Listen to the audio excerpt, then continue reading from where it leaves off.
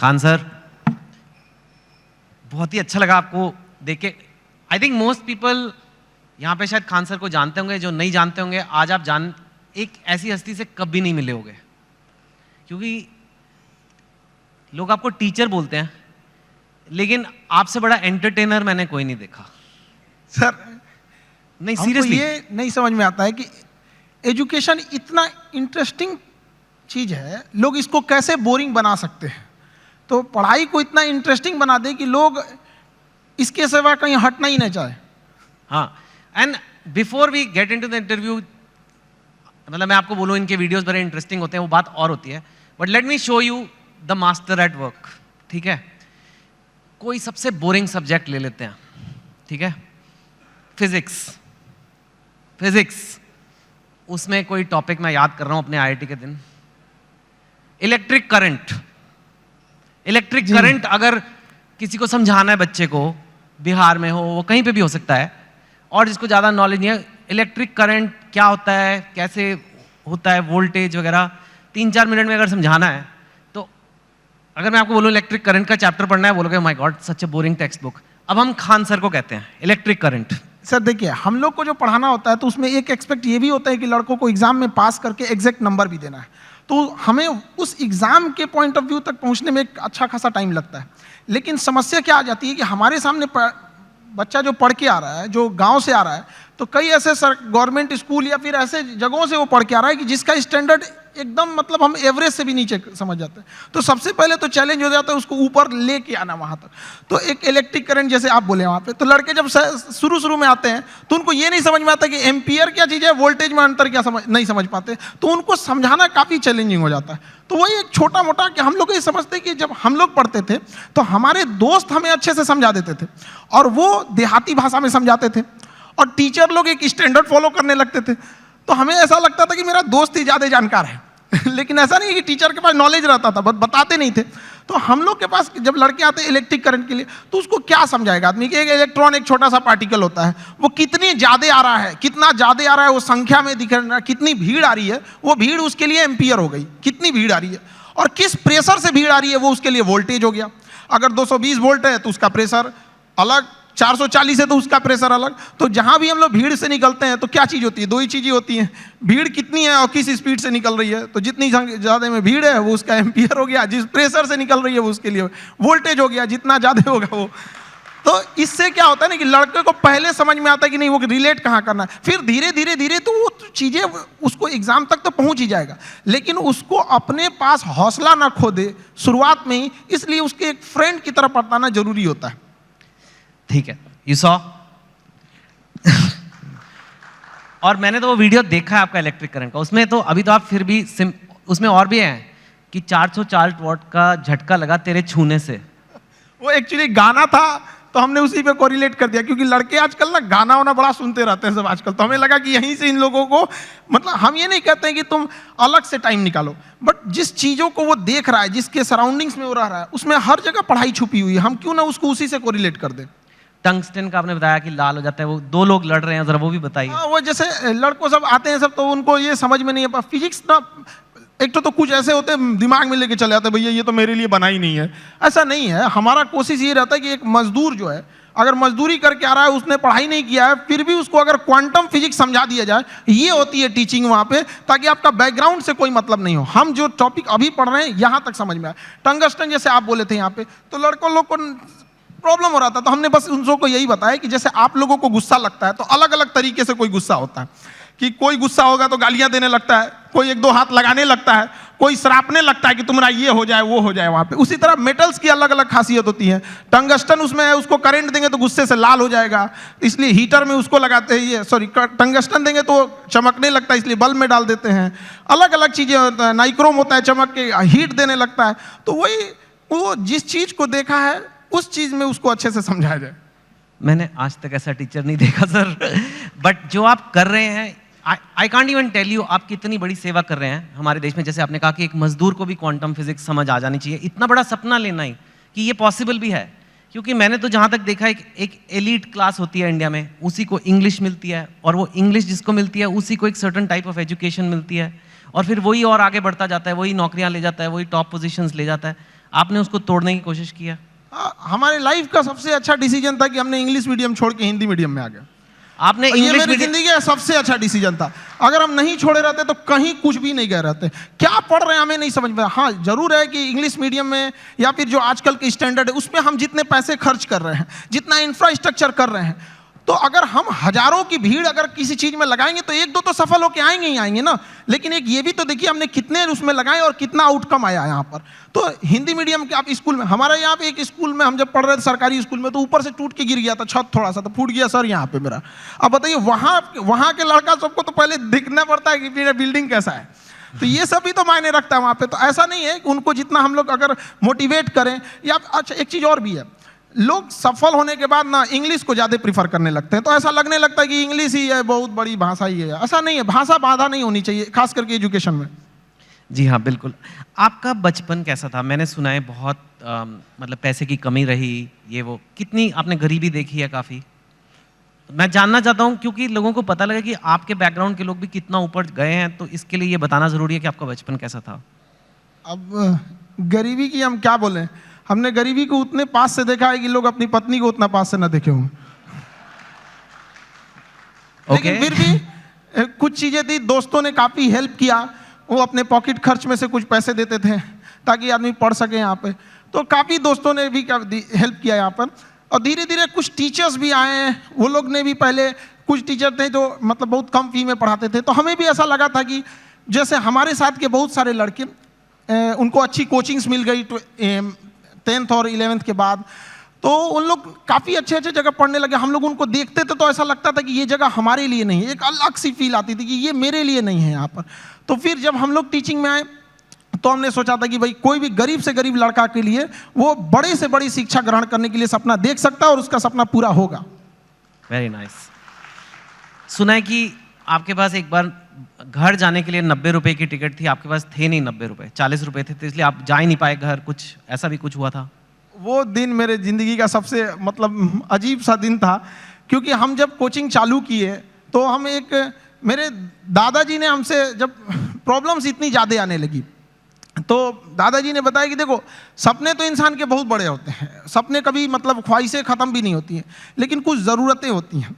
तो पहले अपनी ज़रूरतों को देख लो, फिर उसके बाद अपने सपनों के लिए आगे बढ़ना। और दादा का रोल बहुत बड़ा होता है ज़िंदगी में। एक पोता के लिए उसकी ज़िंदगी का पहला दोस्त उसका दादा होता है, और एक दादा के लिए उसकी ज़िंदगी का आखिरी दोस्त उसका पोता होता है। तो मेरे दादाजी ने एकदम दोस्त की तरह रहे उन्हें। तो सबसे पहले हमने होम ट्यूशन चालू किया, जहाँ से हम बेसिक चीज़ें निकाल सके। तो पहली बार हमने एक बच्चे को होम ट्यूशन दिया तो उसको 600 रुपये मिले वहाँ से, जिससे कुछ रूम रेंट वगैरह निकल जाए। फिर एक 800 का मिला, ऐसे मिलते मिलते गया। उसके बाद हम एक कोचिंग्स में गए पढ़ाने के लिए। तो वो कोचिंग में शुरुआत में 4-5 लड़के थे, अगले दिन 50-60 हुए, फिर धीरे धीरे बढ़ते गए। एक हफ्ते में पूरा क्लास ही चेंज हो गया। तो हम पढ़ाने लगे, कोचिंग बहुत अच्छे चलने लगी। तो उन लोगों ने कहा कि फीस आपको बढ़ाना पड़ेगा क्योंकि पैसे तो वहीं से आएंगे आप। तो हमने फीस बढ़ाने का विरोध किया, तो उन लोगों ने कहा ऐसे नहीं होगा। तो फिर हम अपने से पढ़ाना चालू कर दिए।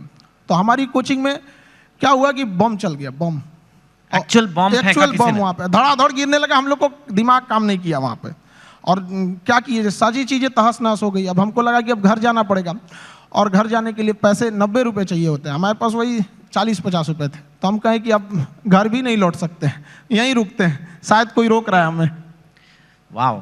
तो जहाँ 40-50 रुपए की बात थी, मैंने सुना है कि आपको अभी थोड़े दिन पहले ही किसी एजुकेशन कंपनी ने कहा कि आप हमारे साथ आ जाओ नौकरी, और इनको जॉब ऑफर मिला, यू कैन से, एक तरह से।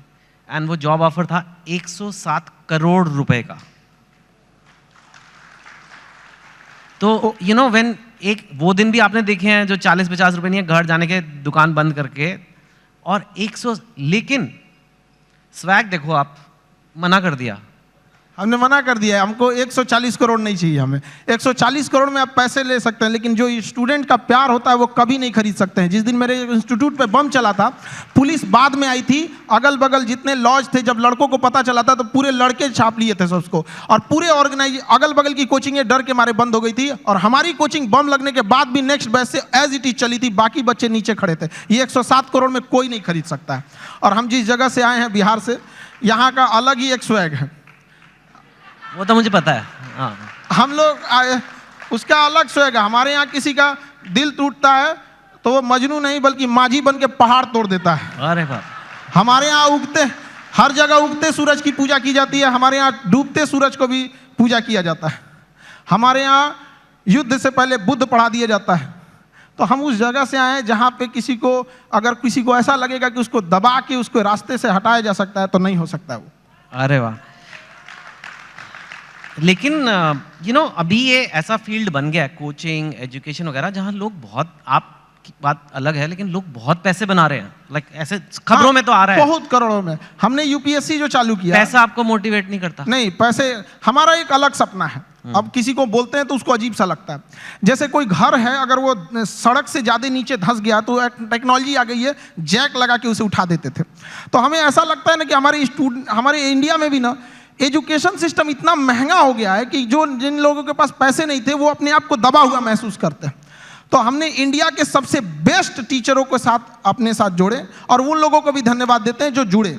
और जो फीस यूपीएससी स्पेशली कहते हैं, जो सबसे इंडिया में टॉप एलीट जॉब वही है, उसकी जो फीस 2.5 लाख थी, सेम टीचर के साथ सेम पढ़ाई को हमने 7,500 रुपए में दे दिया। 2.5 लाख से 7,500 में। हाँ, इससे क्या होगा कि हर गरीब लड़का भी पढ़ सकता है। होता क्या था सर कि यूपीएससी निकालने के बाद जो डीएम की कुर्सी पे बैठते थे तो उनका मेंटल लेवल बहुत हाई रहता था, लेकिन जो पब्लिक रहती थी उनका मेंटल लेवल बहुत नीचे रहता था। तो अभी इतनी सस्ती फीस होने की वजह से हर कोई पढ़ेगा, और पढ़ने के बाद जब वो मेंटल लेवल बढ़ेगा तो कुर्सी पे बैठने वाले अधिकारी और सामने की पब्लिक, केवल अंतर रहेगा तो कुर्सी का, बाकी मेंटल लेवल समान रहेगा, कोई शोषण नहीं कर सकता है वहां पे।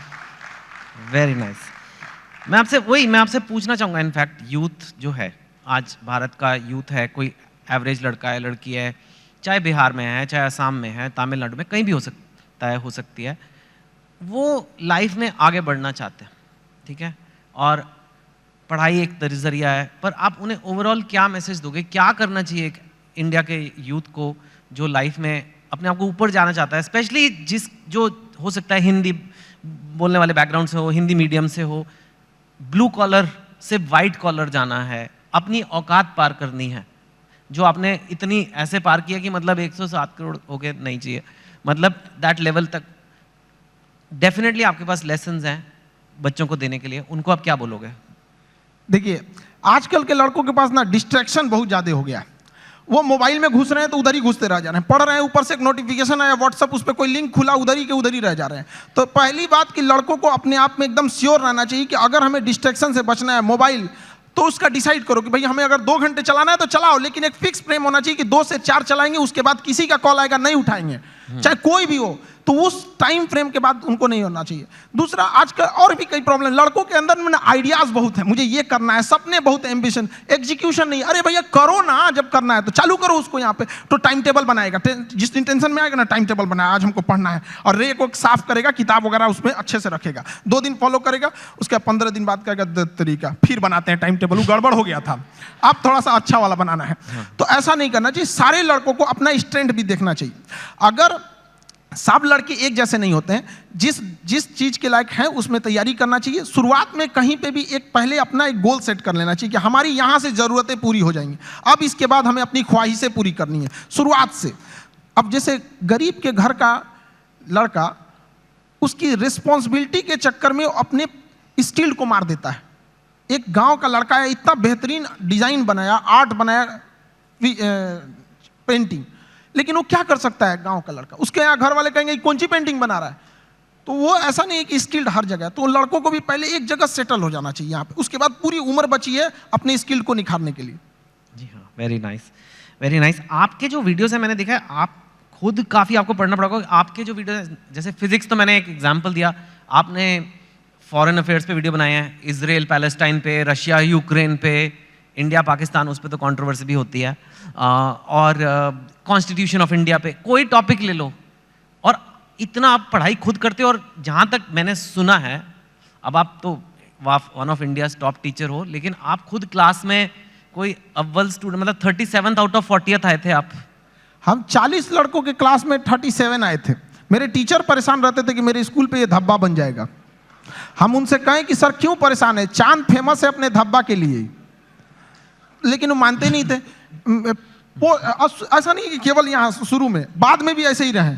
मतलब धीरे धीरे ऐसे हमने पोस्ट ग्रेजुएशन में जिस लड़के को हमसे एग्जाम में पूछ लेता भाई थोड़ा सा हेल्प कर दे, वो तो जानते ही हैं थोड़ा चली जाता है, हमने उसको हेल्प किया, उसका आया 70% से ज़्यादा, मेरा 48 आया, हम मार्कशीट फाड़ के फेंक दिए, नहीं चाहिए हमको ये चीज़। अरे क्या करेंगे, वैसे भी हम उसका रख लो भैया वहाँ पे। नहीं तो अब आप काफी पढ़ते हो, बिकॉज एक चीज को सिखाने के लिए खुद को समझना है, बहुत ही अच्छे से समझना है एक कॉन्सेप्ट को, ताकि उसे मैं एकदम सिंपल वे में और बेटर समझा सकूं। तो आप खुद काफी पढ़ते हो, खुद काफी स्टडी करते हो? काफ़ी इसके लिए बहुत मेहनत करना पड़ता है, और कई बार हमें लगा कि हम किसी टीम को लगा देंगे, वो टीम हमसे परेशान होकर भाग जाती है कि भैया इनके साथ झेलना बड़ा मुश्किल है, ये क्या क्या चीज़ों की रिक्वायरमेंट है, तो उसके लिए थोड़ा बैकग्राउंड में मेहनत ज़्यादा करना रहता है। वाह। और पर आप टीचर वैसे शुरू से बनना नहीं चाहते थे, पहले आपका फौज का बड़ा शौक है? आज भी मेरा शौक फौज का है, मतलब आज भी हमारी ख्वाहिश वही है, आज भी मौका मिले तो वहीं चले जाए, लेकिन मेरा ना हाथ काफ़ी टेढ़ा है यहाँ पे, तो इतना टेढ़ा है उन लोगों को लगा मतलब। आप गए थे? हाँ, एनडीए का एग्जाम दिए, यूपीएससी लेती है, हम सारे लोगों को बताए देखिए यूपीएससी एग्जाम लेती है, और इसका फीस भी 150 रुपये का फॉर्म आया उस समय एनडीए का, हम लोग के समय लोगों को लगा कि तो हमको सब लोगों को लगा कि अभी फौजी बन जाएगा, लेफ्टिनेंट। हम गए वहाँ से, बाद में पता चला ये गड़बड़ है, तो रिजेक्ट हो गए। हालांकि ऐसा नहीं है कि वो लोग सेलेक्ट कर लेते तो अच्छा ही करते हैं वहाँ पे, कभी कभी हमने फौज पे, हथियारों पे, मिसाइल पे ऐसी वीडियोस बना देते हैं कि लोग हमको उधर से फोन आने लगता है, यार इतना थोड़ी बताना है, आप इतना भी मत बता दो वहाँ पे। और फिर उसके बाद आपने ये शुरू किया। मुझे एक बात बताइए, अब हम जनरल बातें करते हैं, हाँ एक दो। आप बिहार से हैं, और बिहार को शायद आपसे अच्छा बहुत ही कम लोग समझते होंगे। बिहार का पर कैपिटा इनकम या बेरोजगारी या कोई भी इकोनॉमिक मैट्रिक्स आप ले लीजिए, आई एम श्योर आपने वीडियो भी बनाए हुए हैं, आप तो यूपीएससी की तैयारी कराते हैं। सपोज करिए जैसे साउथ की स्टेट्स हैं या कहीं से काफ़ी कम है, और ऐसा हिस्टोरिकली नहीं था, तो क्यों है ऐसा और कैसे बदला जा सकता है? देखिए, बिहार के पिछड़ेपन का कई कारण है, तो हमें अब उस कारणों के पीछे अब उतना भागेंगे लोग तो सही नहीं है, फिर तो कारण गिना के चलेंगे। हाँ, अब आगे बढ़ सकता है। अब हम बच्चों से जब मिलते हैं तो उनके क्या कारण, एक दो कारण तो बताइए। देखिए, एक वहाँ पे एजुकेशन सिस्टम जो था पूरी तरह से चरमरा गया है। एजुकेशन सिस्टम जो अच्छा है वो इतना महंगा है कि एक लेवल के लोग वहाँ जा नहीं सकते उस चीज़ों को। दूसरा, किसी भी तरह का कहीं पे भी फिनेंशियल चीज़ें ना होती हैं, एक्टिविटीज़ होती हैं, तो बाकी उसके साथ साथ कई चीज़ें की ग्रोथ होने लगती है। जैसे गरीबी अगर घुसेगा ना तो कई चीज़ों को तबाह करके रख देता है वहाँ पे।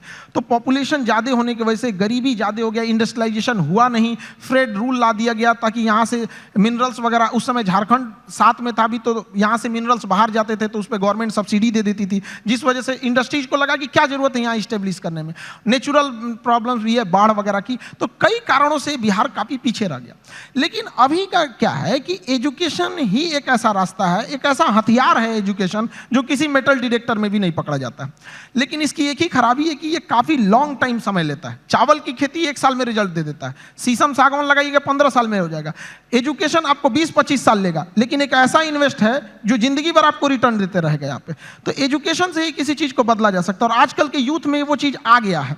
अब वो ना ब्रॉड लेवल पे सोच रहे हैं, और कई बार ऐसे यूथ भी घबरा जाते हैं कि सर, कहीं कहीं ऐसे न्यूज भी आती है कि इतना पढ़ा लिखा होकर छोटा जॉब कर रहा है। ये हकीकत है, और इसे देखा भी गया है कि बहुत पढ़े लिखे लोग छोटे जॉब में भी गए हैं, लेकिन वो बहुत दिन तक वहां रुकेगा नहीं, वो वहां नहीं रुकेगा। मैं दरिया हूं, अपना हुनर जानता हूं, जहां से भी गुजरूंगा अपना रास्ता बना लूंगा। तो एजुकेशन वाले लोग जहां भी जाएंगे वो कुछ देर तक किसी प्रॉब्लम से वहां रुक सकते हैं, लेकिन फिर वो अपना रास्ता निकाल लेंगे। तो हर बच्चों को यही कहते हैं, थोड़ा वक्त लेगा, लेकिन एक दिन जब पलटेगा ये वक्त तो पूरी दुनिया देखेगी। Thank you. आपको लगता है एजुकेशन, क्वालिटी एजुकेशन है ना, क्वालिटी एजुकेशन कम प्राइस में दी जा सकती है? बिकॉज एक्चुअली आप एक्सेप्शन है इन, मतलब जैसे फॉर एग्जांपल मेडिकल की सीट ले लीजिए या एमडी की सीट, मैंने सुना है 1-1 करोड़ रुपया, मतलब फॉरेन जाके मेडिसिन करना ज़्यादा सस्ता हो गया इंडिया से। ऐसे भी हैं कि करोड़ रुपए में डिग्रियां हैं। वो कहते हैं कि भाई हमें अच्छी एजुकेशन देनी है तो भाई लगेंगे पैसे, अब कैसे करें, कैंपस बनाना है, इंफ्रास्ट्रक्चर बनाना है, ये बनाना है, वो फैकल्टी लेनी है। आप कह रहे हो कि लो कॉस्ट एजुकेशन भी अच्छी क्वालिटी की दी जा सकती है? बिल्कुल दी जा सकती है, और हमने किया भी है। अगर किसी चीज़, किसी लड़कों से हम यही कहते हैं कि अगर आपको इंडिया के किसी बेस्ट टीचर को ढूंढना है तो 2 तरीके हैं। या तो आप सर्च कीजिए who is best teacher for UPSC, या तो आप खान ग्लोबल स्टडीज पे आके चेक कर लीजिए यहाँ कौन पढ़ा रहा है, तो दोनों में रिजल्ट सेम ही आने वाला है यहाँ पे। अब जैसे आप कह रहे हैं कि एजुकेशन को चेंज किया जा सकता है, गवर्नमेंट किसी चीज़ को लेकर पकड़ के बैठ गई है। मेडिकल कॉलेज के इतने नॉर्म्स है, यूनिवर्सिटीज़ के इतने नॉर्म्स है। हम चाहते हैं कि हम लोग के पास जैसे एजुकेशन सिस्टम में कुछ सुधार होना चाहिए। एजुकेशन एक अलग चीज़ है, स्किल एक अलग चीज़ है। आप यहाँ पे बैठे हैं ड्यू टू योर स्किल, वरना सवाल तो कोई भी पूछ सकता है। तो एज इट इज़ महत्व देना चाहिए एग्जाम में कि अगर 500 का एग्जाम है किसी एकेडमिक चीज़ों की, तो उसमें 250 एजुकेशन होना चाहिए और 250 उसमें स्किल होना चाहिए। हम लोग किस पे भाग रहे हैं? एजुकेशन पे, स्किल्ड पे नहीं भाग रहे हैं। एजुकेशन, स्किल्ड, एक्सपीरियंस, ये 3 चीज चाहिए सबको सक्सेस होने के लिए। हम लोग को अगर गवर्नमेंट दे दे कि भैया एक यूनिवर्सिटी आप खोलो, हम बताते हैं कि अगर हम लोग को एक परमिशन दे दे तो बाकी यूनिवर्सिटियों को प्रॉब्लम हो जाएगी, लोग उंगली उठाने लगेंगे। देखिए 4 दिन हुआ यूनिवर्सिटी खोले, कैसे होता है चीज। करेक्ट। लेकिन गवर्नमेंट इतने रूल्स बना के रखी है कि जिन्हों चेंज करना है वो आने में इतना पेपर वर्क देख के परेशान हो जाएंगे। आधार कार्ड में नाम सुधरवाने में हालत खराब हो जाता है। यूनिवर्सिटी तो बहुत बड़ी चीज है। That's true. आप कंपेटिटिव एग्जाम्स के लिए बच्चों को पढ़ाते हो, जो एक इंडिया में बहुत बड़ी नीड है, लेकिन कई बार कंपेटिटिव एग्जाम्स की वजह से बच्चे बहुत गलत कदम भी उठा लेते हैं। कोटा में आपने सुना होगा, कई लोग अपनी जान पे, मैं बोलना नहीं चाहता, लेकिन आपको पता है क्या क्या कदम उठाते हैं। और इतना ज़्यादा अगर कुछ बच्चे ऐसा कर रहे हैं तो कितने ज़्यादा बच्चों में स्ट्रेस होगा, प्रेशर होगा। आप भी वो देखते हैं बच्चों में। और जो पेरेंट्स ये देख रहे हैं टीवी पे या यहाँ पे, उनको क्या कहेंगे कि कैसे उस चीज़ को हैंडल करना है? क्योंकि इंडिया में कंपटीशन का लेवल कुछ ज़्यादा ही है। मैंने सुना है मतलब एक पोस्ट के लिए, एक जॉब के लिए मतलब कितने लोग हैं। सो कैसे एक आदमी अपना मेंटल हेल्थ या कहें उसे अच्छा रखे? देखिए, बच्चों में एक चीज हम ये कहेंगे कि अगल बगल के एक्सपेक्टेशंस को वो देख लेता है और घबरा जाता है। वो अपनी माँ की बातों को सुने। जब हम फेल होते थे ना, तो मेरी मम्मी हौसला बढ़ाती रहती थी, कहती थी दुनिया तुम बहुत आगे जाएगा। हम कहते थे टीचर लोग कहते हैं कि तुम धब्बा हो, तो उनका कहना था टीचर लोग क्या जानेंगे तुमको, हम तुमको ज्यादा जानते हैं। पूरी दुनिया की तुलना में हम तुमको 9 महीना पहले से जानते हैं, तो हमसे बेहतर तुम्हें कोई नहीं जानेगा। यहाँ पे स्टूडेंट को भी कहते हैं एक बार अपनी माँ बाप को देखो, तुम हीरा हो, तुम्हें कोई नहीं बदल सकता है। अपने दुनिया के दबाव में नहीं आना चाहिए। जिस पे ये जग हंसा है उसने इतिहास रचा है। वहां पे क्या हो गया ना, इतने बर्डन डाल दिए गए हैं। उनको लगता है कि आईआईटी बहुत, या फिर आप एम्स हो गया, आईएम हो गया। ऐसा नहीं है। यहाँ अच्छे लड़के गए हैं जिन्होंने आईआईटी को अच्छा बनाया है। वरना आईआईटी बिना एग्जाम लिए और डायरेक्ट सिलेक्शन दे के दिखा दे, फिर देखे वो मेंटेन कर पाएगा? नहीं, वो एग्जाम लेके अच्छे लड़कों को ही सेलेक्ट करके लाती है यहाँ पे। तो लड़कों को भी मेहनत करते रहना चाहिए और कभी सुसाइड वगैरह पे नहीं सोचना चाहिए। हो सकता है कि जिनको लगता है कि मेरा एग्जाम नहीं हो पाया, आगे जाने के बाद उनकी कंपनी में एग्जाम पास करने वाला एम्प्लॉय बन जाए। सही बात है। नाइस। आर्टिफिशियल इंटेलिजेंस की आजकल बड़ी खबरें आ रही है। एक ये चैट जीपीटी आ गया है, आपने देखा ही होगा। कई लोगों को खतरा हो रहा है कि अब तो इतने बढ़िया कंप्यूटर हो जाएंगे, इतने बढ़िया ये आर्टिफिशियल इंटेलिजेंस हो जाएगा कि वही आंसर लिख देगा, वही सब कुछ कर देगा, मतलब नौकरियां सारी जगह गायब हो जाएंगी। आप आर्टिफिशियल इंटेलिजेंस को कैसे देखते हैं और आपको लगता है कि ऐसा कुछ? आर्टिफिशियल इंटेलिजेंस ह्यूमन इंटरवेंशन को थोड़ा कम कर देता है, लेकिन ये मिथ है कि आने के बाद काम खत्म कर देगा। इंडिया में जब कंप्यूटर आ रहा था तो लोगों को यही लगा था कि पूरी लोगों का काम खत्म कर देगा। ये उसी का एडवांस वर्जन है। ऐसा नहीं है कि लोगों का काम खत्म। आप उस समय एक नए नीड्स होंगी, नई ज़रूरतें होंगी, उस पर इंसान शिफ्ट हो जाएगा। कभी ये खत्म नहीं होगा। आर्टिफिशियल इंटेलिजेंस का दुरुपयोग बहुत हो सकता है, इससे बचना चाहिए। गवर्नमेंट को आर्टिफिशियल इंटेलिजेंस से मिसयूज को रोकने के लिए एक हार्ड कदम उठाने चाहिए। भारत में आईटी रूल्स उतने मतलब स्ट्रिक्ट नहीं है। ज़्यादा वक्त बचा नहीं है, लेकिन आप काम ही करते रहते हो, सारा टाइम काम करते रहते हो। हमको तो बस पढ़ाना रहता है, पढ़ा के हटे, फिर उसके बाद खाली बैठते तो सोचते हैं कि और कौन से टॉपिक पर, इस टॉपिक को हमने इस बैच में ऐसे पढ़ाया, अगली बैच में इसको और अच्छे से कैसे समझा सकते हैं। आप इतने सारे बच्चों का सोचते रहते हो, कभी ये नहीं सोचते आपके अपने बच्चे होंगे? प्यार व्यार हुआ है आपको कभी? दिल, आप इतने एग्जाम्पल देते हो मजनू वाले अपने टॉक्स में, मैंने देखा है मजनू, 400 वोल्ट का झटका, पता नहीं कितना। हाँ, तो आपका कभी दिल, या आप सिंगल हैं, मैरिड हैं, मतलब क्या? क्योंकि ये आता है कई बार लोग, अब आप इतनी हस्ती बन चुके हो कि लोग ये सब सवाल पूछते हैं सर। नहीं, देखिए ये सब चीज़ हम सिंगल, ये सब लोग तो घर वाले डिसाइड करेंगे। उन लोग का गृह मंत्रालय का ये काम होता है, ये मम्मी पापा का काम है आज चीज़ों को। आजकल के लड़कों को बस ये कहेंगे, ये सब डिस्ट्रैक्शन से उन लोगों को बचना चाहिए यहाँ पर। और रही बात हमारा, तो हमको मेन काम रहता है लड़कों के बारे में ही सोचते रहे, स्टूडेंट को कैसे समझाया जा सकता है। अपने ही पानी में घुल जाना ही बर्फ का मुकद्दर होता है। तो हम लोग बच्चों के लिए और उनकी बेहतर कैसे किया जा सकता है, इसी पे ज़्यादा ध्यान रहता है। फिर भी थोड़ा तो मतलब अपने लिए भी वक्त निकालिए कुछ। You are one of India's most eligible bachelors now, आपको पता है ना ये बात?